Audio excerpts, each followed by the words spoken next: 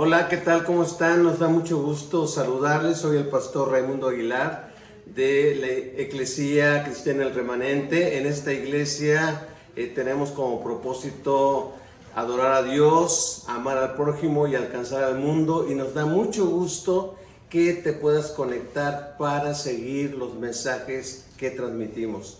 Pedimos tus oraciones. Dios te bendiga, que tengas un muy buen día.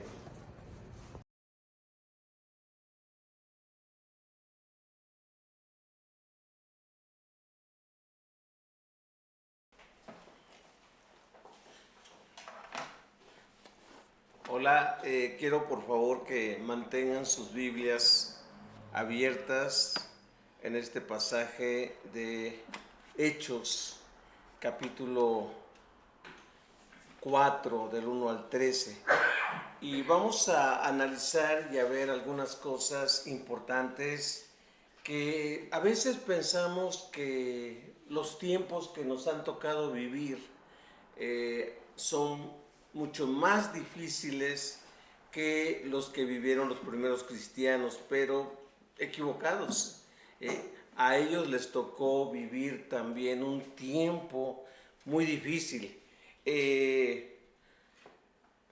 Si somos honestos y estudiosos, cuando el cristianismo surgió en este mundo, yo pongo en la introducción, los tiempos también eran muy difíciles. Había mucha inmoralidad, había opresión y también un relativismo religioso, inclusive dentro del pueblo de Dios. Si ustedes ven por allí el nombre saduceos, eran los que tenían el control religioso, político y económico dentro del pueblo de Israel.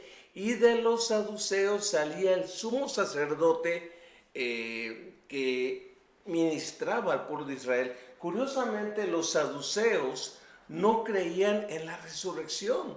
Por eso cuando Pedro y Juan predicaban de que Dios había levantado de los muertos a Jesús, dice que estaban muy molestos. Y vean el relativismo. Los fariseos sí creían en la resurrección y convivían y tramaban y planeaban y hacían cosas con los saduceos que no creían. Así que no estaban de acuerdo, pero compartían su misma molestia, su mismo enojo en contra de Jesús. Había también un relativismo cultural en aquel tiempo de los primeros apóstoles, y ellos se enfrentaron eso.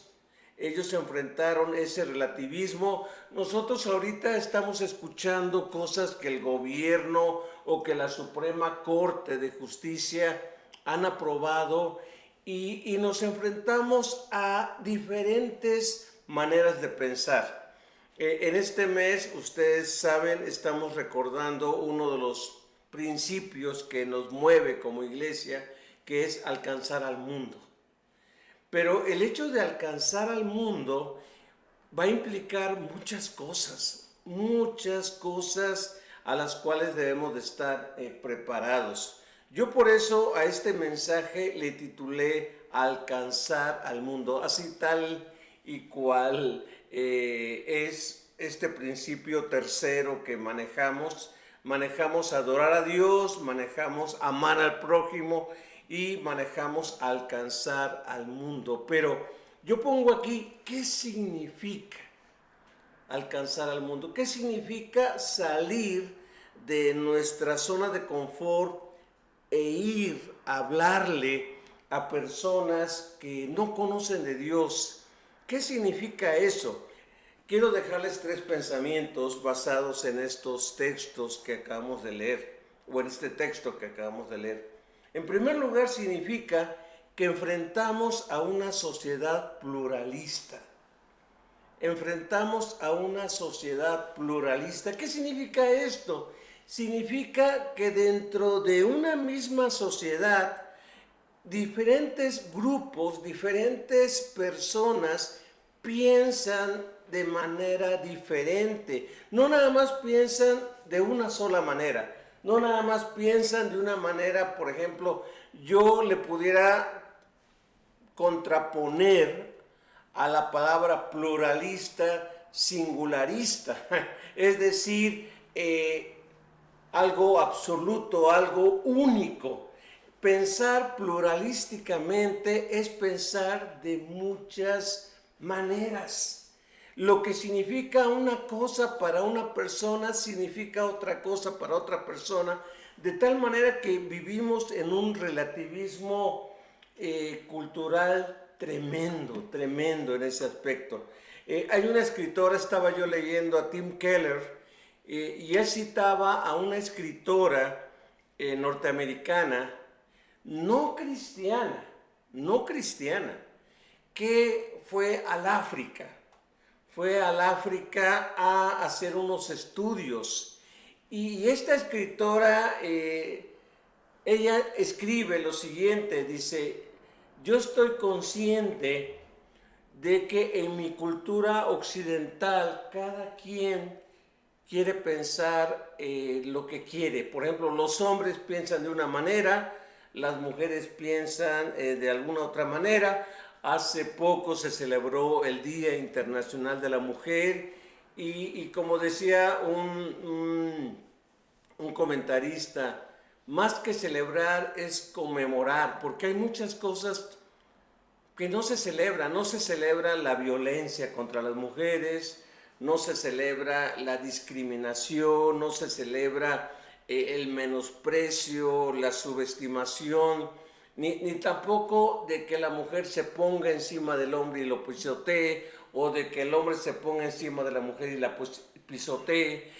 Pero hay diferentes formas de pensar en cómo vemos a nuestra sociedad. Y ella decía, yo reconozco eso, reconozco que no tengo un sentimiento moral único, ni tengo una obligación, es decir, lo que diferentes podemos sentir, diferentes cosas morales y, por supuesto, obligación moral. Yo no puedo meterme o sentir una obligación de corregir a alguien porque pues es su manera de pensar. Entonces, ella estando en África, y recuerden, sin ser cristiana, ella vio cómo las mujeres en el país africano donde ella estaba haciendo su investigación, vio cómo las mujeres eran pisoteadas, vio cómo las mujeres eran maltratadas físicamente, vio cómo las mujeres eran menospreciadas, no tenían voz prácticamente, y ella escribió y dijo, eso está mal. Fíjense bien, es un sentimiento moral. Ella, siendo occidental, dijo, esto está mal. Y fue con las autoridades pues de ese grupo, de esa aldea, y el jefe le dijo, ¿por qué usted viene de allá de Estados Unidos o de Occidente? ¿Por qué viene a imponerme algo en contra de lo que nosotros hacemos o vivimos? O sea, esa es su cultura de ustedes, nosotros tenemos nuestra propia cultura. Entonces ella dijo, wow, es cierto.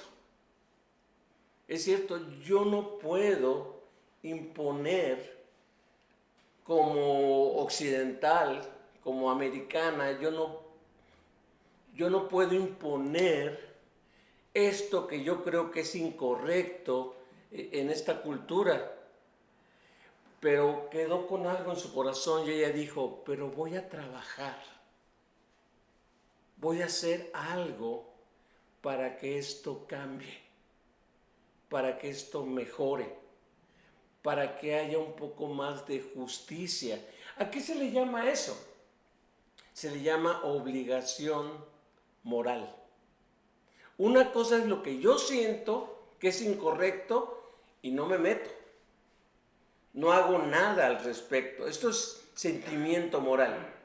Pero obligación moral es cuando yo veo que algo es incorrecto, que algo es injusto, que algo está mal, entonces yo voy a hacer algo. Y como cristianos, y este es el reto que tenemos como cristianos en un mundo pluralista, en un mundo donde muchos piensan de manera diferente a como yo pienso, ¿cuál va a ser mi obligación moral para que haya cosas que cambien, para que haya cosas que mejoren? Sé que voy contracorriente y tengo la esperanza y tengo la confianza de que un día Dios va a cambiar las cosas de acuerdo a su palabra. Pero mientras tanto, yo puedo influenciar para que nuestro mundo, el tiempo que Dios nos conceda vivir aquí, sea mejor en ese aspecto. Vean la sociedad pluralista, nada más del pueblo de Israel, nada más del pueblo en Jerusalén. Yo estaba viendo y Boyce, un predicador, un pastor, menciona a 8 grupos. Pudiéramos inclusive hablar de 10 personas diferentes. Pero por ejemplo, en el grupo 1, dice que dice el versículo 1, mientras Pedro y Juan le hablaban a la gente, se vieron enfrentados inmediatamente, y este es el primer registro de oposición y de persecución a la cual los discípulos enfrentaron. Dice que se enfrentaron, 1, a los sacerdotes, 2, al capitán de la guardia del templo, en otras palabras, al mero que supervisaba y dirigía a la policía judía. Es decir, aunque habían soldados romanos, y aquí no se menciona a ningún romano, aunque habían soldados y ejército romano, Israel no tenía ejército. Israel era, por así decirlo, como Japón.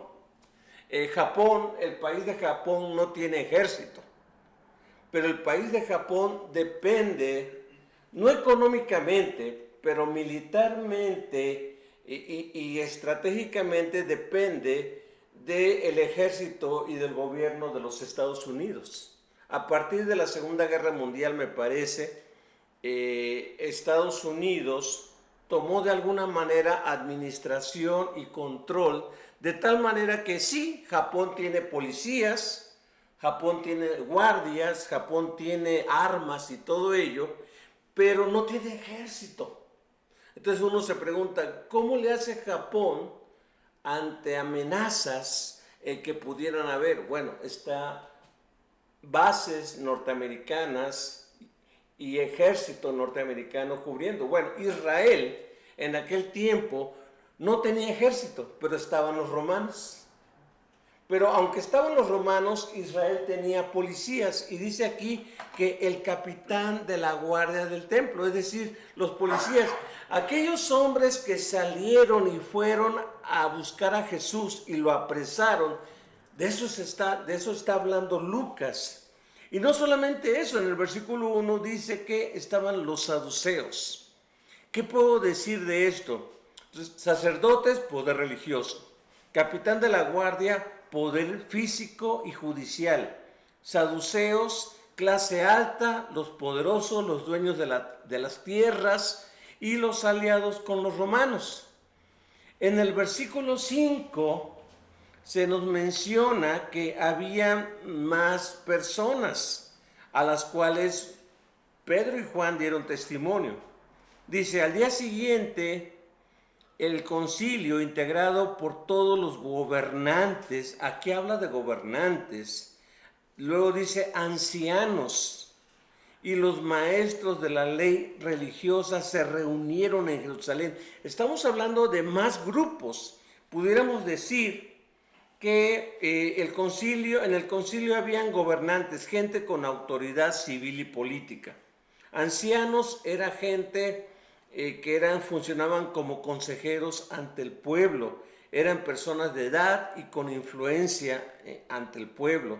Y los escribas o maestros de la ley religiosa eran los intérpretes, los que daban la pauta para interpretar, tener una interpretación autorizada ante el pueblo.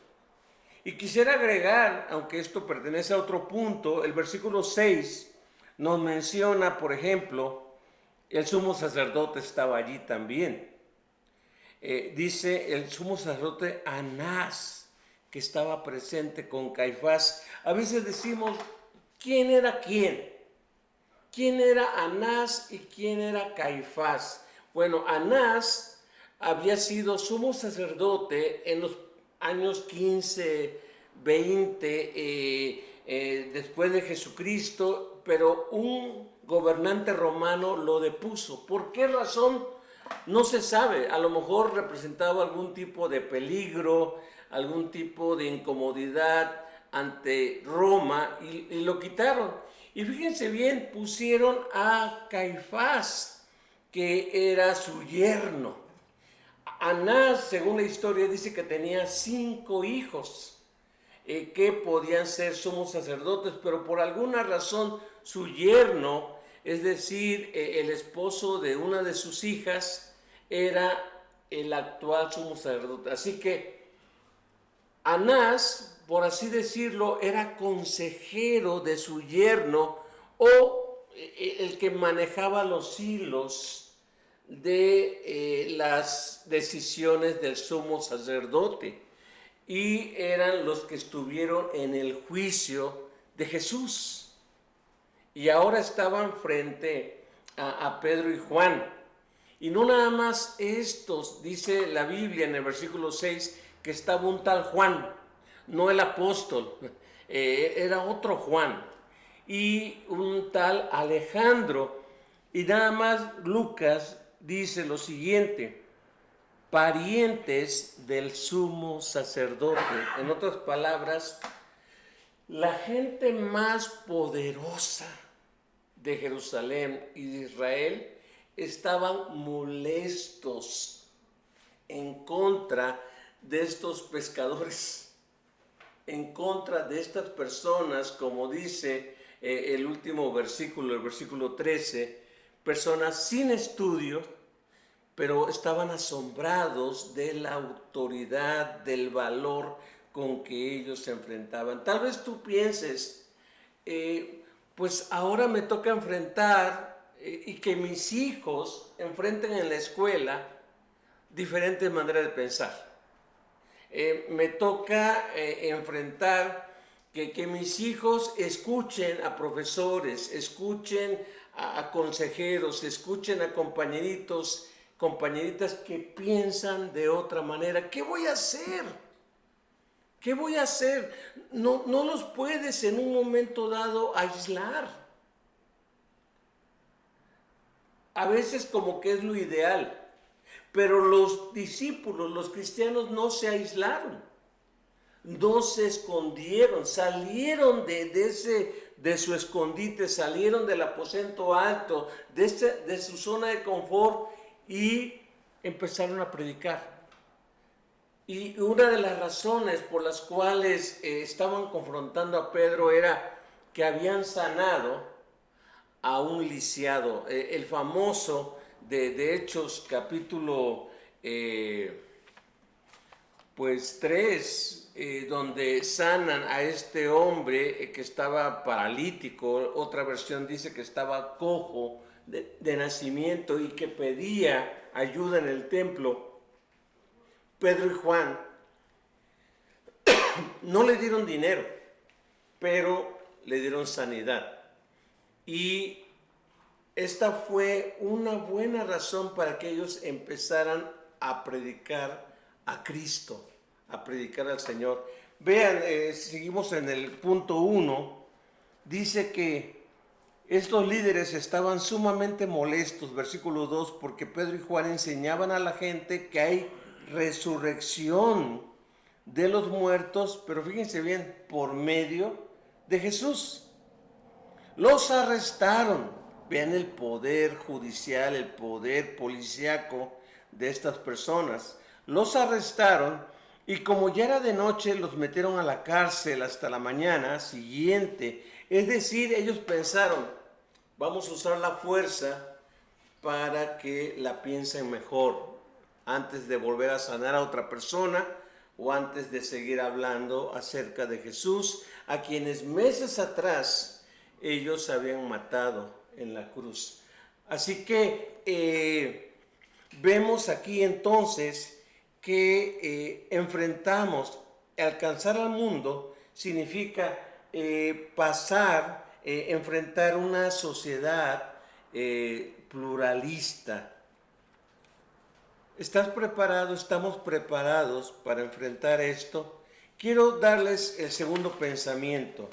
El segundo pensamiento que quiero que enfrentemos, que quiero que veamos, es que alcanzar al mundo significa enfrentar problemas con esa sociedad.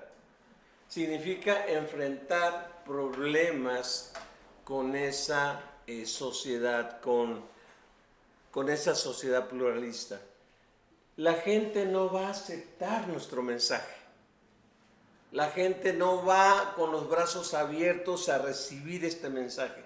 Habrá gente que se va a molestar. Hay países donde la fe cristiana está prohibida. Hay países donde los cristianos son perseguidos, son golpeados, son amenazados ante ello, ¿no? ¿Qué problemas se enfrentaron los discípulos? Vean lo que dice el versículo, vamos a ver del 5 al 10.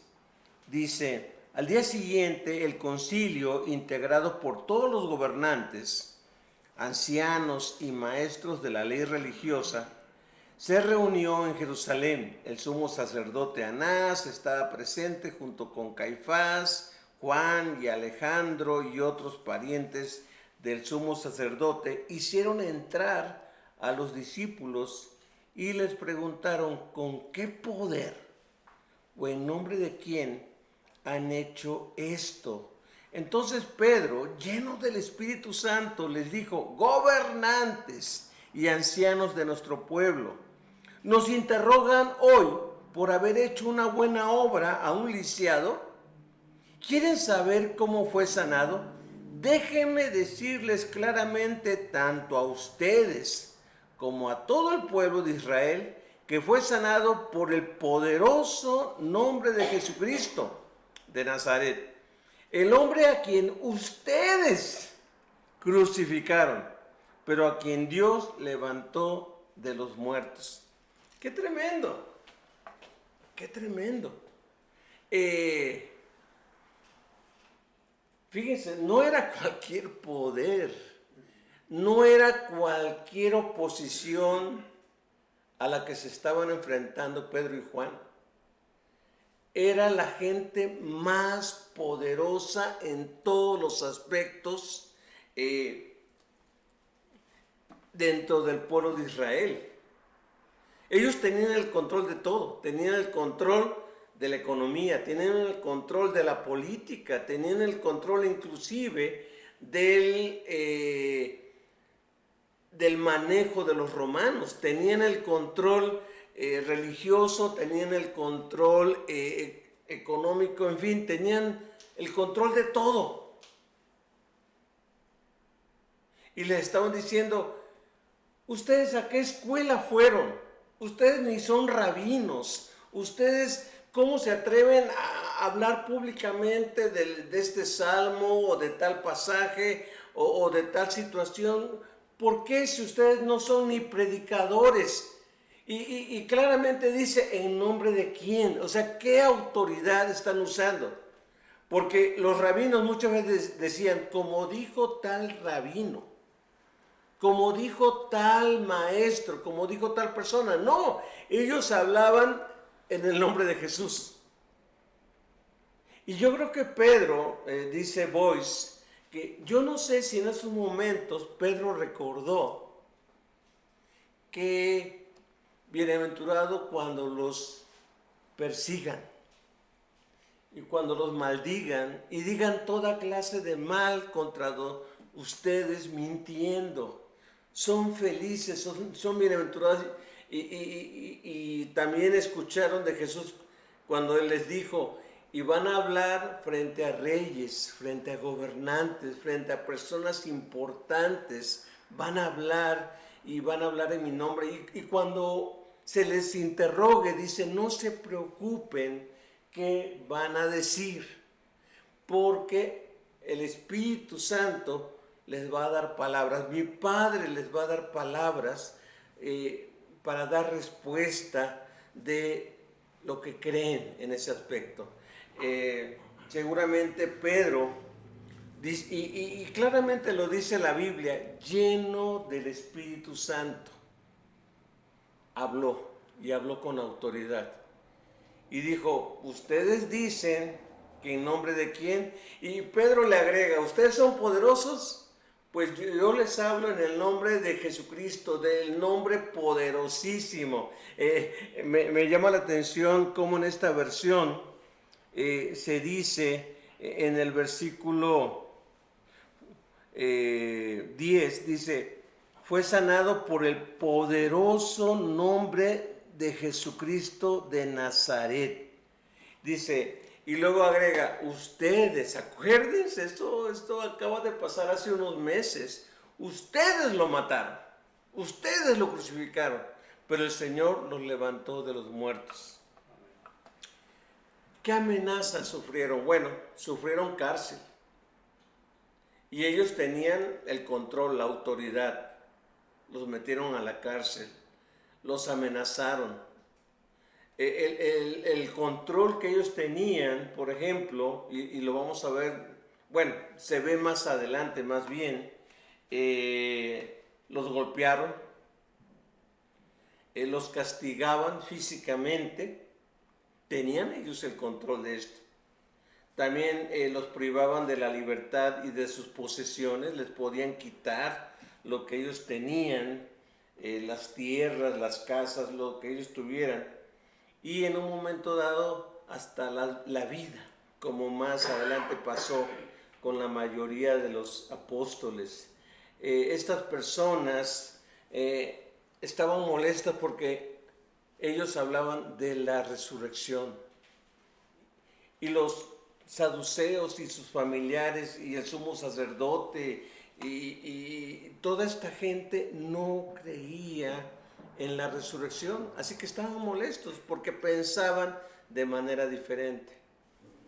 Tal vez cuando tú hables con el Señor Jesús, cuando tú hables de Jesús, cuando tú hables con compañeros, compañeras, cuando tú hables con amigos o con familiares, prepárate, porque no van a aceptar lo que tú digas. Ellos van a decir, ¿qué? ¿A poco nada más Jesús? ¿Que acaso no tal partido político no va a traer mi salvación? ¿O acaso no tal persona? ¿O acaso no tal creencia? La gente nos va a sacar muchas cosas y tenemos que estar preparados para eso. Va a haber gente que va a decir, mi religión es la que me salva. Lo que yo creo, lo que yo practico, las buenas obras que yo hago, esas son las que me van a salvar. Y cuando nosotros le decimos, es que no es así. Es a través de Jesucristo nada más. Jesucristo dijo, yo soy el camino, la verdad y la vida. Nadie va a Dios si no es a través de Jesucristo. Eso molesta a mucha gente y debemos de estar preparados, inclusive en este país que se dice cristiano y que está fundado sobre bases cristianas. La gente está haciendo lo imposible por hacer desaparecer los fundamentos cristianos que tenemos. Estamos preparados para ese relativismo, como esta mujer que fue al África y que dijo, aunque no creo en Dios, y aunque acepto que la gente piensa diferente, ella dijo, yo voy a luchar para que esta situación cambie, para que esta situación mejore y haya más justicia en ese aspecto.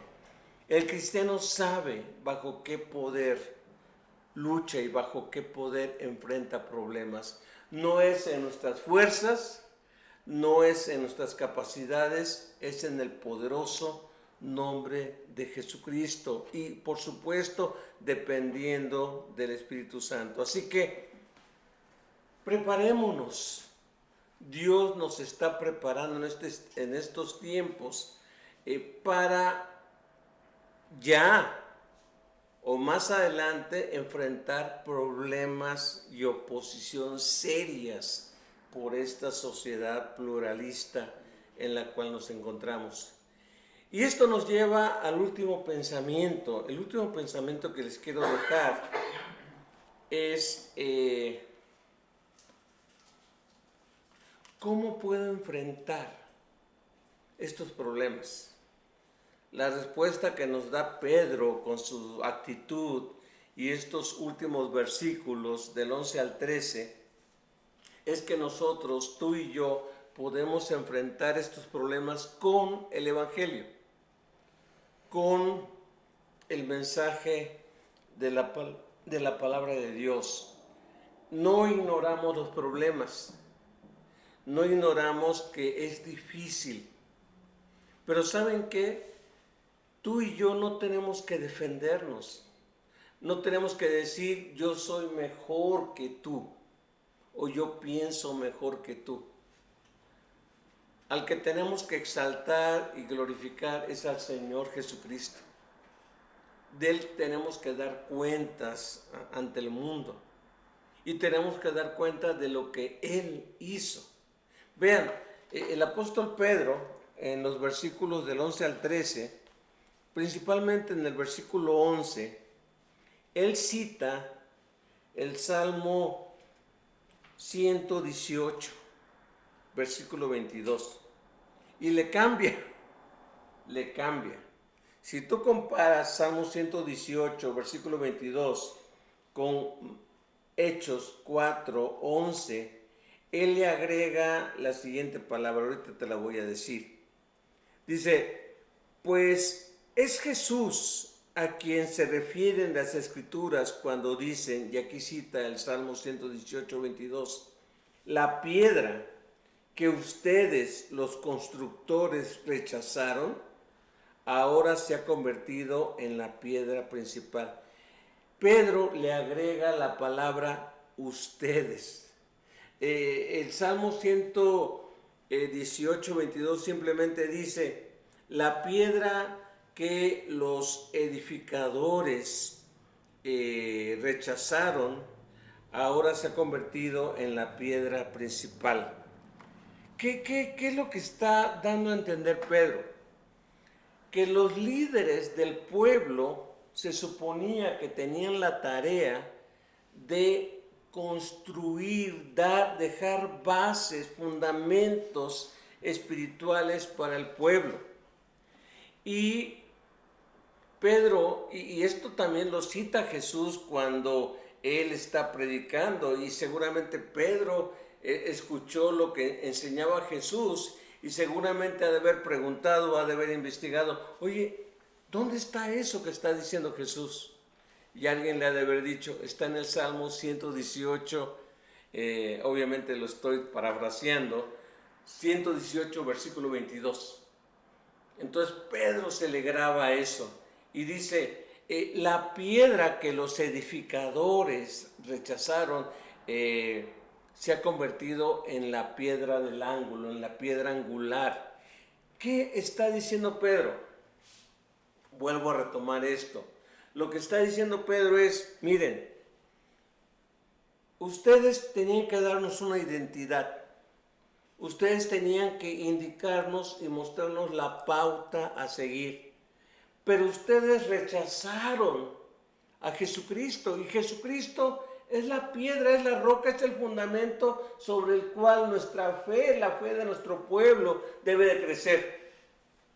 Dice, pues ustedes la rechazaron. Esta piedra rechazada se ha convertido en piedra angular. ¿Y qué es lo que está diciendo Pedro? Hay otra construcción. Ya no la que ustedes están haciendo. Dios ha iniciado otra construcción poniendo a Jesucristo, quienes ustedes rechazaron, como piedra angular, como piedra principal, como piedra y fundamento en lo cual un nuevo edificio, una nueva construcción se va a levantar. Y fíjense bien, esta construcción va a ser más grande, va a ser más poderosa que la que ustedes empezaron a construir. ¿Por qué?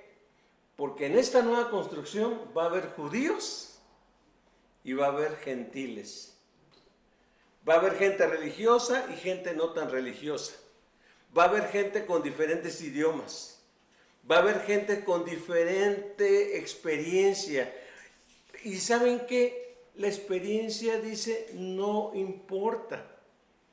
Tal vez pudiste haber vivido como idólatra, pudiste haber vivido como inmoral, pudiste haber vivido como gente legalista, pudiste haber vivido como gente confundida, como gente deprimida. No importa. Teniendo a Cristo como piedra angular y poniendo tu fe en Jesucristo, tus pecados son perdonados. Y eres una nueva persona. Y Dios va a levantar a través de Jesucristo algo poderoso. Lo que Pedro está diciendo es, ustedes podrán tener títulos, ustedes podrán tener credenciales, ustedes podrán tener el poder. Nosotros no tenemos estudios, nosotros no tenemos credenciales, nosotros no tenemos títulos, pero nuestra identidad descansa en Jesucristo. Y sobre Él estamos construyendo esto. Es muy interesante que no sé si Lucas, irónicamente, tal vez pone, y ahora, dice, ya eran 5,000 los creyentes. Imagínense, se cree que en aquel tiempo había como 1,000,000 de personas en Jerusalén. Y Lucas dice, miren, vamos también que ya somos 5,000. Sin contar a las mujeres y a los niños. Eso lo dice en el versículo, déjenme ver, versículo 4. Pero muchos de los que habían oído el mensaje lo creyeron. Así que el número de creyentes subió a un total aproximado de 5,000. ¿Recuerdan que en Hechos 2 eran como 3,000? Lucas dice, vamos bien, subimos un 60% de cuantos éramos. Ahora ya no somos 3,000, ahora somos 5,000. Sin contar a las mujeres y a los niños. Ahora, no me culpen de esto, era la costumbre de aquel tiempo. Cuando contabilizaban, nada más contabilizaban a los varones y descartaban de alguna manera en esas cuentas a las mujeres y a los niños. Pero imagínense, si había 5,000 varones, imagínense cuántas mujeres había y cuántos niños habría ahí. Estamos hablando ya más o menos mínimo entre 20,000 y 30,000 creyentes en los primeros meses, en el primer año de cristianismo. Así que Pedro se levanta con esa autoridad y luego agrega, si nuestra identidad es Jesucristo, no lo que tengo, no lo que he logrado, no los recursos que he conseguido, sino que dice, versículo 12, En ningún otro hay salvación. Vean, a Pedro no le importa que la gente piense pluralísticamente, piense de diferentes maneras. Pedro dice, miren, podrán pensar todo lo que quieran, pero para mí y para nosotros en ningún otro hay salvación. ¡Wow! ¡Qué seguridad! Esa seguridad la da el haber visto a Cristo morir y levantarse de los muertos. No hay otra explicación para que un hombre que meses atrás había negado al Señor de manera cobarde, ahora esté diciendo, ¿saben qué? Todos ustedes están equivocados porque en ningún otro hay salvación. Dios no ha dado ningún otro nombre bajo el cielo mediante el cual podamos ser salvos. ¡Qué atrevimiento! ¡Qué atrevimiento ante una sociedad pluralista que quiere creer lo que se le ocurre! Decir esto, Dios no ha dado a ninguno más que a Jesucristo. Ahora, ¿cuál es el efecto? ¿Cuál es el efecto de esta identidad de Pedro? Pedro no se defiende a sí mismo. Pedro puede decir, miren, yo soy un fracasado, yo soy un pecador, yo cometí fraudes, yo cometí esto, pero Dios mandó a Jesucristo a morir por mi pecador, a morir por los pecadores. Y Él nada más nos pide arrepentimiento y fe. Eso nos da identidad. Pedro no dice, yo soy poderoso, yo vengo de tal familia, o yo tengo tal influencia. No, su identidad no está ni en su familia, ni en lo que él ha logrado, ni en lo que él es, sino en Jesucristo. En Jesucristo. Esa identidad causó asombro. Vean lo que dice el versículo 13. El versículo 13 dice, los miembros del concilio quedaron asombrados. Si estaban enojados, pues su enojo cambió en asombro. Y ahí estaba pura gente experta, pura gente conocedora, gente que se sabía de la A a la Z la Biblia. Dice que cuando vieron el valor, las convicciones de Pedro y de Juan. Y es ahí donde yo estoy de acuerdo con Josh McDowell, que él dice, las convicciones deben ser más fuertes que las creencias. La gente podrá creer muchas cosas, pero si tú le enseñas a tus hijos convicciones más que creencias, ellos van a enfrentar cualquier situación nueva o diferente que escuchen, que vean. Debemos trabajar con nuestros hijos, debemos de trabajar con nuestros nietos, debemos de trabajar con aquellos a los cuales Dios nos puso para desarrollar convicciones que puedan enfrentar una sociedad cambiante, que cambia continuamente su manera de ver la vida, su manera de sus estilos de vida. Y dice, porque veían que eran hombres comunes, sin ninguna preparación especial en las Escrituras. No se sabían la Biblia desde Génesis a Apocalipsis. No se sabían todo, pero dependían de aquel que sí lo sabía todo. No tenían grandes estudios como algunos hemos tenido el privilegio de ir a un seminario o de hacer una maestría o algunos un doctorado, pero no dependemos de los títulos. dependemos de aquel que nos dio su palabra. Porque agrega y concluye Lucas diciendo, concluye de acuerdo a este mensaje.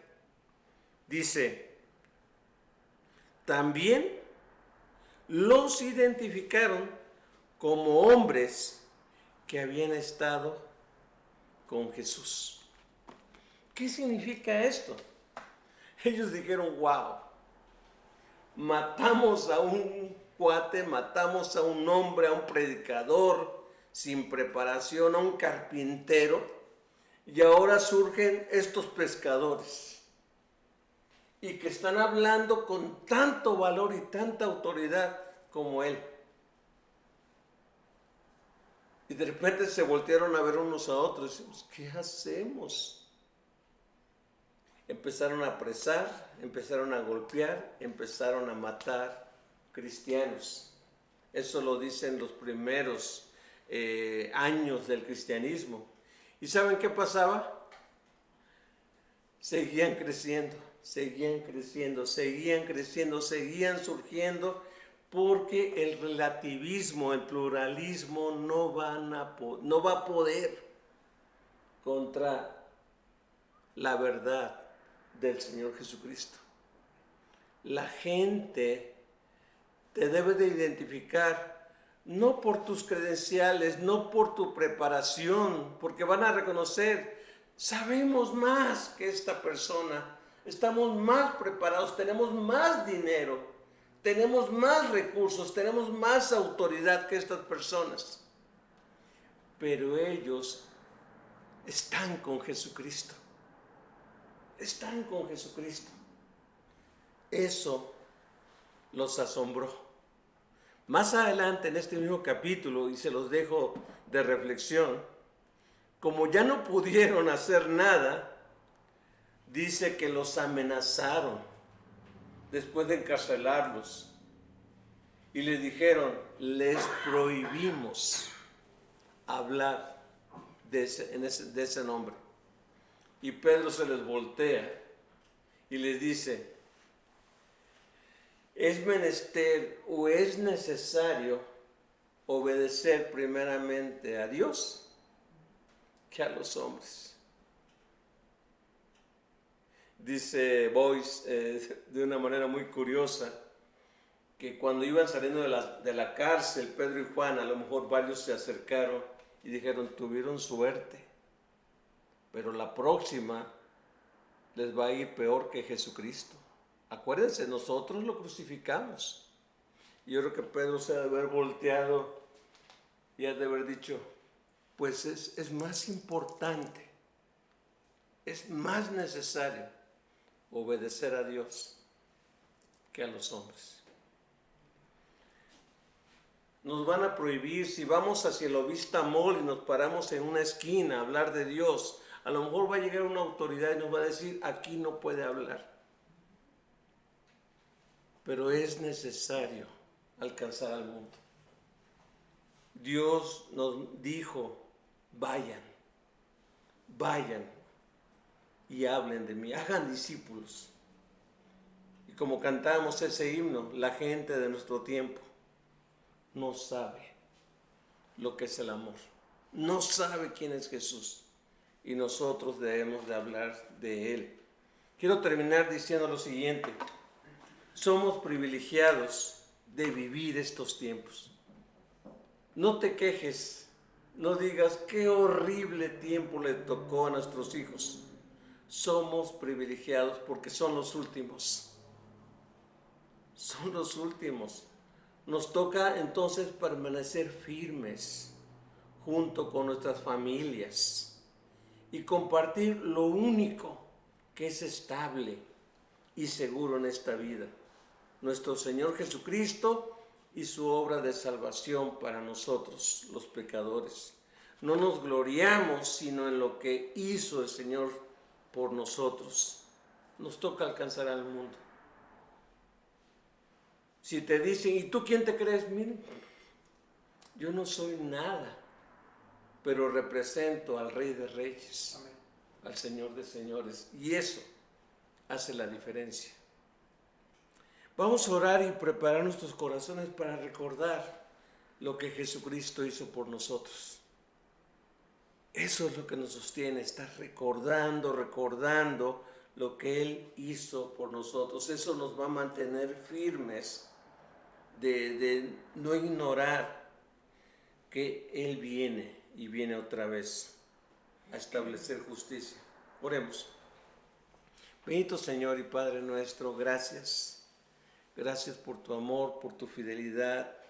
Gracias por el ejemplo de estos hombres que sin estudios, sin preparación, sin saberse todas las respuestas, ellos estaban convencidos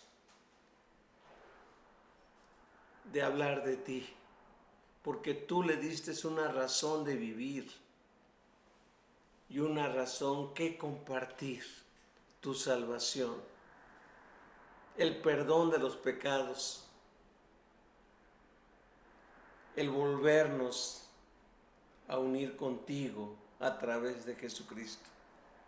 Y gracias porque a través de este memorial recordamos lo que Jesucristo hizo a favor de nosotros, siendo pecadores, siendo rebeldes, siendo débiles, estando sin Dios y sin esperanza. Jesucristo murió por nosotros y resucitó para darnos una vida nueva. En el nombre de Jesucristo, gracias.